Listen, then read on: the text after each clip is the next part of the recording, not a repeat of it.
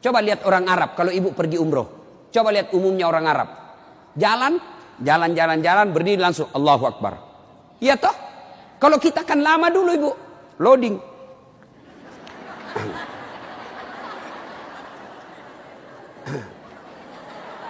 Allah. Duduk. Saya tanya, kenapa tidak jadi sholat ibu? Saya lupa sholinya. Boleh tidak ucapkan. Mau ucapkan silahkan. Usalli sunnatal duha. Raka'ataini lillahi ta'ala. Saya niat sholat sunnah duha. 2 rakaat. Sunnah hukumnya bagi saya lillahi ta'ala. Allahu Akbar. Tuh. Nggak hafal juga itu Ustaz. Ambil jalan pintas. Berdiri tegak. Menghadap ke kiblat, baru ibu bilang begini, Tuhan, sholat sunnah duha ya, Allahu Akbar. Boleh, benar boleh bu. 2 rakaat berikutnya ulang lagi, Tuhan, masih seperti yang tadi, Allahu Akbar. Boleh, benar. Daripada ibu nunggu bahasa Arabnya, ndak hafal, ibu ndak sholat. Itu sholat duha ibu. Hei, bu, suami pergi cari nafkah. Anak sudah pergi sekolah. Ibu sholat duha. 2 rakaat salam, 2 rakaat salam, 2 rakaat salam, 2 rakaat salam. Boleh 2 rakaat. Bagus 4 rakaat. Lebih utama lagi 6 rakaat. Lebih mulia lagi 8 rakaat. Boleh 2? Boleh. Kalau ibu sibuk 2 aja boleh. Bacaannya sama sholat sunnah yang lain. Nggak hafal banyak ayat-ayat Ustadz. Ya sudah yang ibu hafal aja. Kul-kul. Ya sudah kul-kul aja. Rakaat pertama kul huwallah. Rakaat kedua kul huwallah lagi. Tidak apa-apa. Bahkan boleh begini bu. Allahu waladhdallin amin. Bismillahirrahmanirrahim. Alif lam mim. Allahu Akbar. Boleh. Rakaat kedua. Waladhdallin amin. Bismillahirrahmanirrahim. Yasin. Allahu Akbar. Boleh. Benar boleh. Jelas.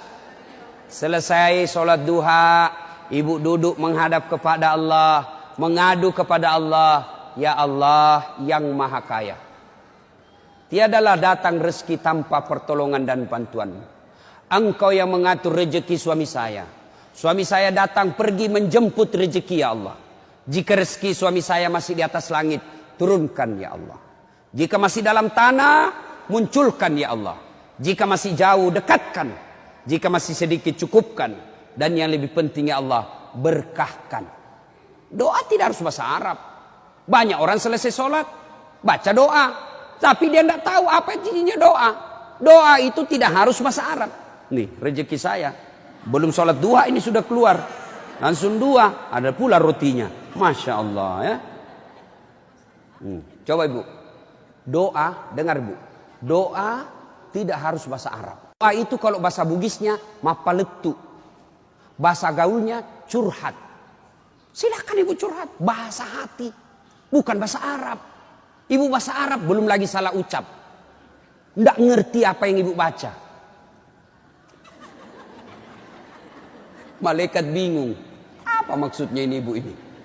Apa maksudnya ini ibu? Mau minta rezeki ternyata doanya apa? Minta anak. Bingung kan malaikat.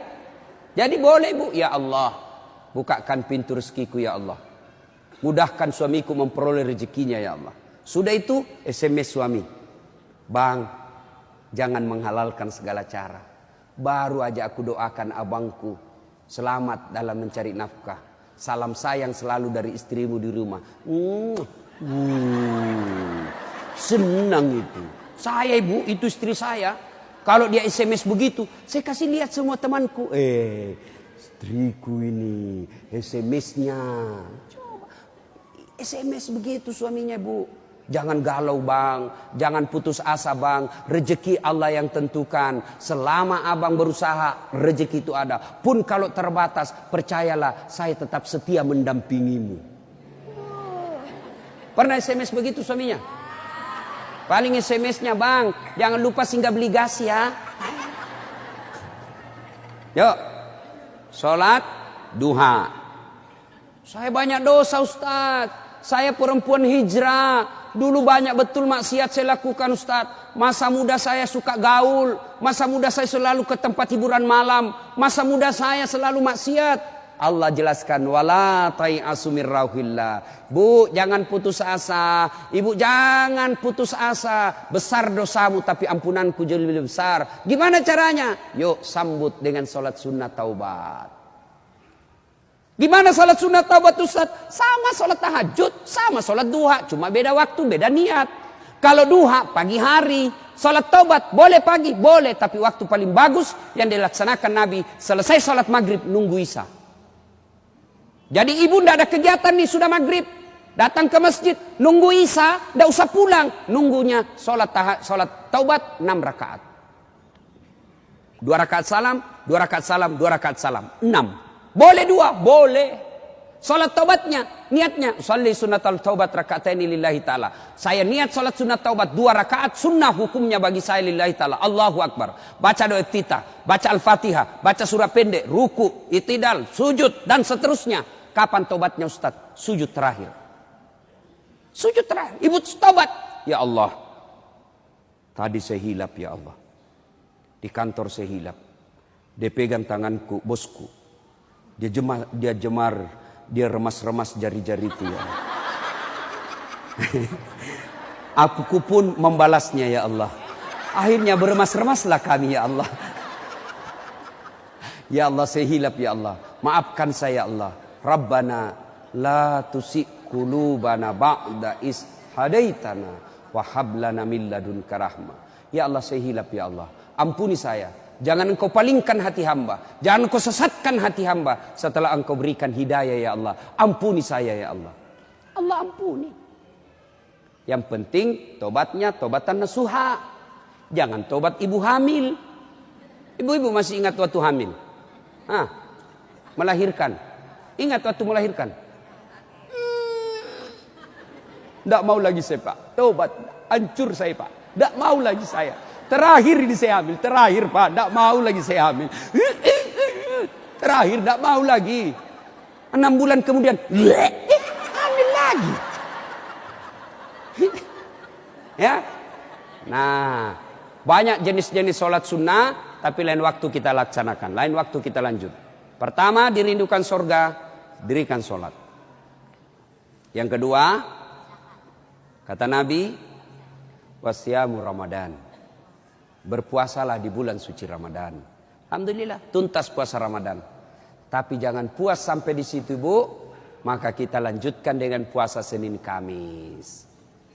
Ya, puasa yang paling baik. Puasa yang tidak pernah ditinggalkan Rasulullah. Puasa Senin Kamis. Bu-ibu nih yang agak lebih berat badannya. Bukan gemuk, cuma perbandingannya kurus. Bukan. Orang bilang, Ustadz kurus betul. Bukan kurus, kamu yang gendut. Yang lebih-lebih berat badannya. Yuk, terapi Senin Kamis.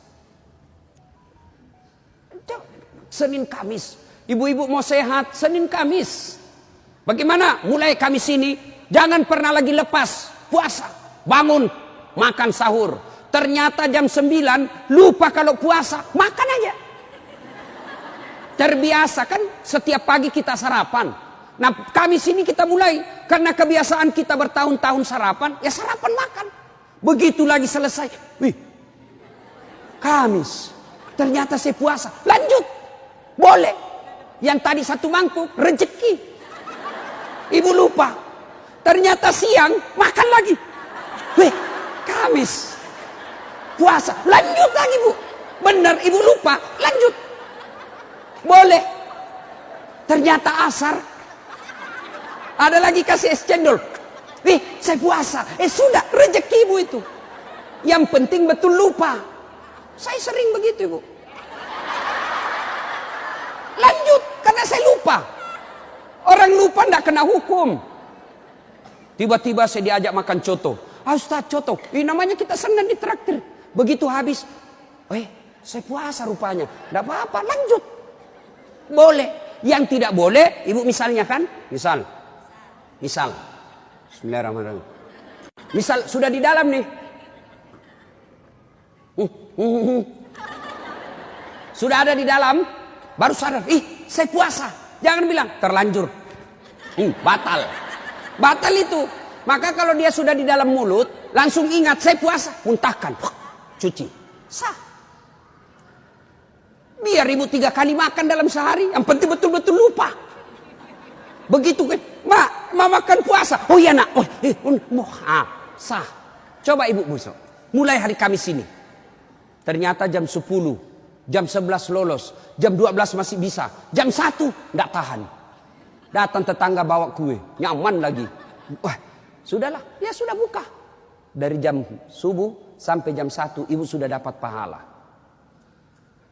Cuma sayang kalau sudah jam 2 rusak. Ibu betul-betul imannya lemah. Masa sudah setengah jalan masih mau buka. Tapi pun kalau buka karena sakit silahkan buka. Sudah dapat pahalanya itu. Coba mulai Kamis ini.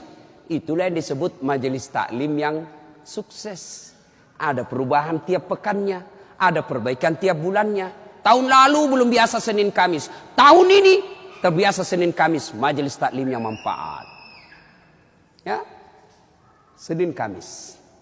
Yang ketiga, karena waktu yang sangat terbatas, ini dirindukan oleh surga. Apa itu?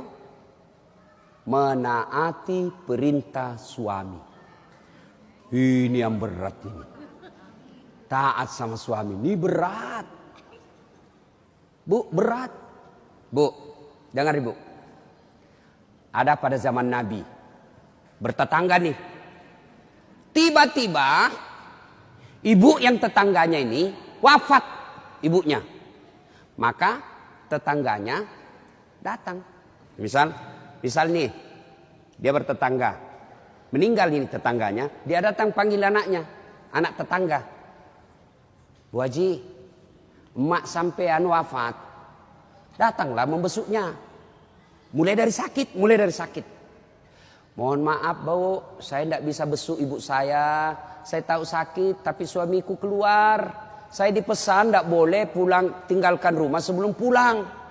Pulang yang utusan. Sakaratil maut sudah ibunya, datang lagi.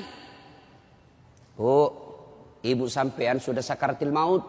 Datanglah kau besuk. Mau sekali, tapi mohon maaf suami saya belum pulang. Pulang lagi utusan. Wafat ibunya. Bu, yang terakhir kalinya, bumu sudah wafat, maka mau dimakamkan, kau datanglah sekali aja sebelum dimakamkan. Apa kata ibu? Mohon maaf, suami saya belum pulang, saya dilarang keluar sebelum pulang. Saya doakan ibu saya dimakamkan. Tidak datang ini anaknya. Marah ini utusan. Dia datang kepada Nabi melapor. Ya Rasulullah, keterlaluan betul itu tetangga saya. Mulai dari sakit, sakaratil maut, sampai wafat, dimakamkan, tidak datang besuk ibunya. Saya 3 kali datang memanggilnya ya Rasul. Nabi kata, wih, nak durhaka betul itu. Kok bisa begitu? Kenapa bisa? Ya Rasulullah, suaminya pergi. Jihad, perang. Dipesan sama suaminya. Jangan pernah tinggalkan rumah sebelum saya pulang. Mendengar ini, apakah Nabi marah? Subhanallah, dengar ibu. Subhanallah. Nabi lalu bersabda, alhamdulillah, diampuni dosa ibu yang wafat karena punya anak, istri yang taat sama suaminya. Masya Allah. Kira-kira masih ada istri zaman sekarang begini? Masih ada. Baru 10 menit pergi suaminya, dia telepon temannya. Datang aja, suami saya sudah keluar. Bu, taat sama suami. Itu pintar redanya ibu masuk surga. Ibu mau tanda fungsi utama suami? Bu, halo ibu. Fungsi utama seorang suami. Ibu mau tahu? Mau tahu ibu? Jalan pintasnya ibu masuk surga. Passwordnya masuk surga. Kenapa? Ridha suami itu ridhanya Allah. Kalau ibu sudah ridhanya, suami sudah ridha sama ibu, Allah tersenyum kepada ibu. Sebaliknya kalau suami tidak senang sama ibu, tidak pernah baik hatinya suami sama ibu, percayalah, susah ibu masuk surga. Betul, ridhanya Allah itu tergantung ridha suami. Kenapa bisa Ustaz? Karena kami ini suami yang nanggung ibu dunia akhirat. Ibu kira enak jadi suami? Dipikir bagaimana supaya kita bisa beli mobil, ibu bisa ndak kena matahari jalan. Kami pikir suami bagaimana supaya ibu bisa pakai baju baru tiap bulan supaya saudaramu ndak menghina kamu. Dipikir bagaimana supaya suami istri saya pakai emas, berlian supaya tetangganya ndak menghina dia. Itu dipikir semua oleh suaminya. Mana ibu pernah pikir bagaimana supaya saya belikan suamiku berlian? Pernah ibu? Ayo. Bukan cuma di dunia, di akhirat pun ibu ditanggung oleh suami. Beruntunglah wanita Islam. Wanita Islam itu sebelum diperiksa semua amal-amalnya, sebelum diperiksa puasanya, diperiksa hajinya, ada 4 laki-laki yang harus menanggung dia. 4 laki-laki yang harus menanggung ibu. Siapa? 1, orang tua, bapak. 2, suami. 3, anak laki-laki. 4, saudara laki-laki. Ini 4 yang bertanggung jawab terhadap ibu. Kenapa itu perempuan dia pakai jilbab? Ditanya suaminya, ditanya bapaknya, ditanya anak laki-lakinya, ditanya saudara laki-lakinya. Ternyata ini 4 laki-laki yang tidak beres, maka ibu bebas tugas. Itu enaknya jadi perempuan Islam. Beda kami laki-laki. Biar kami sholat, ketua majelis ulama, hafal Quran, istrinya tidak pakai jilbab, istrinya tukang gosip, istrinya tidak puasa, istrinya tidak nutup aurat, istrinya tidak sholat. Demi Allah, ku ampusakum wa ahliku. Suamimu, nih kau masuk neraka sama istrimu. Ditanggung ibu dunia sampai akhirat. Suamiku tukang selingkuh, Ustaz. Suamiku pemabuk, suamiku tukang tipu, suamiku koruptor. Tidak ada hubungan, dia yang tanggung dosanya. Ibu kalau baik agamanya, tadkhulul jannati bisalam. Kata Nabi, nih 7 pintu surga. Ibu pilih mana yang ibu mau masuki. Tidak ada urusan dengan suamimu. Itu enaknya. Jadi ibu jangan suka ngomel-ngomel. Beruntunglah ibu menjadi wanita Islam. Supaya sekali ngeluh, suami saya Ustaz. Ini lebih parah lagi, dia curhat di Facebook. Ada juga ibu-ibu sekarang suka sekali ungkap aib suaminya di medsos. Di mana di kau? Tak kusangka kau begitu. Kesepian banget, pret. Apa yang begini? Ya, ibu taat perintah suami. Pastornya ibu masuk surga, beda suami. Tapi kalau ibu durhaka sama suami, susah. Perempuan sekarang kan banyak yang tidak hormat sama suaminya. Ketika Nabi Isra Mi'raj kan diperlihatkan. Masuk Nabi surga, Masya Allah banyak betul penghuni perempuan. Begitu Nabi masuk neraka, na'udzubillah min zalik, lebih banyak lagi perempuan di neraka. Lalu ditanya Nabi sama sahabat, kenapa bisa begitu ya Rasul? Ada 2 kelemahan perempuan. 1, tidak bisa tahan mulutnya cerita kejelekan orang. Yang kedua, dia tidak taat dan tidak mensyukuri suaminya. Itu sebabnya. Kalau ibu pandai mengendalikan mulut tidak cerita orang, yang kedua taat sama suami, gampang ibu masuk surga. Cuman kita kan ini penyakit kita. Datang begini masih gosip tuh. Damai tapi gersang.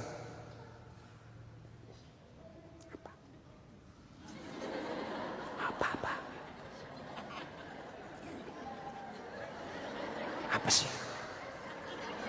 Enggak tahu bertanya dong. Saya pun digosip. Begitu saya lewat, itu juga bajunya waktu di TV One. Ada urusan. Nenek ibu nih. Palsu. Aku tahu. Hitam itu di gelangnya. Palsu.